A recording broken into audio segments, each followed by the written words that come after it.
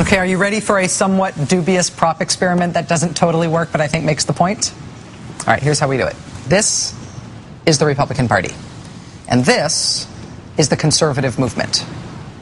Conservative movement, well-funded, well-organized, has long-term goals, knows exactly what it stands for, and it does not have much trouble moving the Republican Party to its own positions. Bink. Now, on the ideological flip side, not the same thing. If you imagine instead that this is now the Democratic Party, say that this isn't the conservative movement, this is the liberal movement. This is the progressive movement, such as it is. This is the effect of the progressive movement on the Democratic Party. There's not really a differential between the Democratic Party and liberal organizations the same way that there is on the right. If there is any differential, the Democratic Party exerts as much influence on the Republican Party. The Democratic Party institutes as much inertia on the progressive movement as the conservative movement does on the Republican Party. I mean, there's a reason when I say liberal movement and progressive movement, I trip over it. It's because it doesn't even particularly sound like a familiar concept in punditry, right? And so, yes, Democrats and liberals work together, but there isn't a sense that the party is being dragged to a more ideologically extreme position by a movement that is more powerful and more organized and more well-funded than the party itself, the way that there is on the right.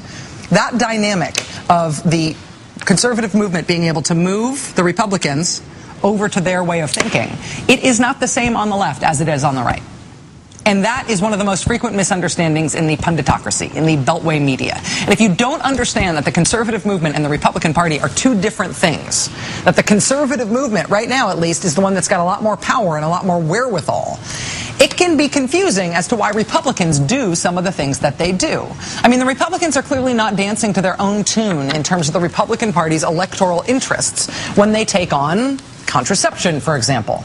But the hardcore anti-abortion movement, that part of the conservative movement, and which is in fact anti-contraception, they are exerting a magnetic pull on Republicans. And everybody thinks it's going to cost Republicans in electoral terms. I think it probably will. But it's what the conservative movement wants, and so it's what they get. Similarly, 72% of Americans say that there shouldn't be special tricks, special loopholes that rich people can use to get themselves a lower tax rate than middle-class people have. That's why Democrats in an election year are pushing to close those loopholes. That's the whole Buffett rule thing, right? It's hugely, hugely popular. But Republicans are all signed on to a conservative movement pledge that they will never raise a tax, which apparently includes never closing a rich people tax loophole. They cannot do a thing that 72% of the country wants them to do because they promised some conservative group that they wouldn't. And so the interests of the conservative movement are not the same as the Republican Party's interests. But they scoot the Republican Party over to the right to serve the conservative movement's interest whenever they want to, even when it hurts Republicans in the short term.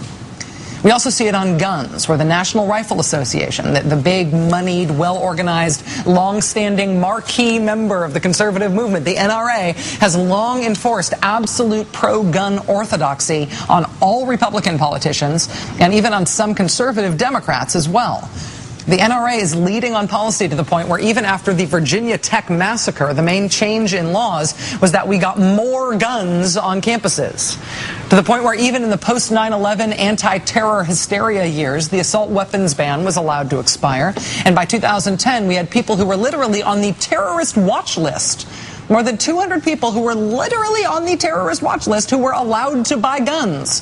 Not like they figured out a secret illegal way to buy guns, but it's okay to buy guns if you're on the terrorist watch list.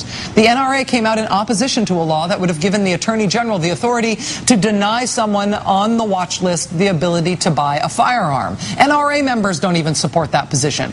Frank Luntz polled on the question in 2009 and found that 82% of NRA members supported prohibiting people on the terrorist watch list from purchasing guns. But the NRA decided it didn't matter. The NRA insists on absolute orthodoxy.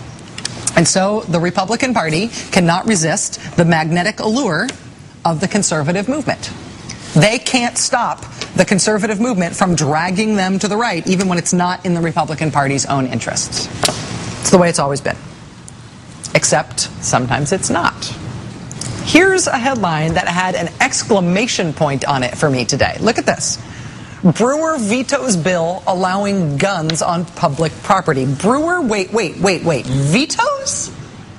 Yeah, Republican Governor Jan Brewer of Arizona, for the second time, has vetoed a bill which sailed through the Republican-controlled Arizona legislature, a bill that could have let people carry guns into city halls, into police stations, into county courts, into senior centers, into swimming pools, into libraries, into the state capitol. Should everybody be allowed to carry a loaded gun into the state capitol? According to Republicans in the Arizona state legislature, that's no problem.